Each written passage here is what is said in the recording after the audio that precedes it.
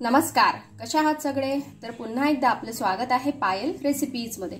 आज आपण मस्त अशी कटुरल्याची भाजी बघणार आहोत। तर हे बघा, अशा प्रकारे असतात कटुरले। तर ते मी धुवून छान असे कट करून घेतलेले आहेत। चला तर मग ही कशी बनवायची आपण बघूया। तर इथे मी आता कढईमध्ये थोडं तेल टाकून घेतलेलं आहे। तेल छान असं गरम झालंय। यामध्ये आपल्याला एक छोटा चमचा मोहरी टाकायची आहे, एक छोटा चमचा जिरे। जिरा आणि मोहरी छान असं झालं की यामध्ये आपल्याला थोड्याशा लसणाच्या पाकळ्या टाकायच्या आहेत, छान अशा बारीक कट करून। त्याचबरोबर एक मोठ्या आकाराचा बारीक कट केलेला कांदा। आजची जी आपली रेसिपी आहे ती शरीरासाठी अगदी मस्त आणि छान आहे। तर तुम्ही शेवटपर्यंत हा व्हिडिओ बघा, तुम्हालाही कटुरल्याची भाजी भरपूर आवडेल। सगळेच घरातले अगदी आवडीने खातील। आणि आवडली रेसिपी तर लाईक शेअर सबस्क्राइब करायला विसरू नका। आता कांदाही आपल्याला तेलात छान असा परतवून घ्यायचा आहे। आता इथे कांदा सुद्धा छान असा परतवून झालेला आहे। आता आपल्याला यामध्ये जे आपण कट करून ठेवलेले होते कटुरले ते टाकायचे।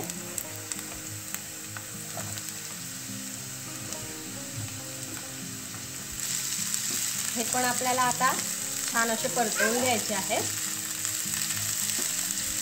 आता यावर आपल्याला झाकण ठेवायचं आहे आणि कटुरले जे आहेत हे छान असे नरम होईपर्यंत आपल्याला हे शिजवून घ्यायचे आहे। तर आता आपण चेक करूया। अधूनमधून मी एक वेळेस यांना हलवलेलं होतं, अदरवाईज ते खाली जळू शकतात। तर बघा, इथे आपले कटुरले जे आहेत हे छान असे नरम झालेले आहेत। बघा, सहजपणे कट होत आहेत, तुम्ही बघू शकता। असेच आपल्याला करून घ्यायचे आहे। आता यामध्ये आपण थोडे सुके मसाले ऍड करून घेऊ। छोटा अर्धा चमचा आपल्याला हळदीची पावडर टाकायची आहे। आपल्या आवडीनुसार आपल्याला यामध्ये लाल तिखट टाकायचं आहे, जसं आपण तिखट खात असाल त्यानुसार। मी इथे छोटे 2 चमचे टाकलेले आहेत। त्याचबरोबर चवीनुसार आपल्याला मीठ टाकून घ्यायचं आहे। यामध्ये आपल्याला एक्स्ट्राचे कुठलेच मसाले टाकायची गरज नाही, कारण कटुरल्यांची वेगळीच एक चव असते आणि खूप टेस्टी असते। आता आपण हे सर्व छान असं मिक्स करून घेऊ।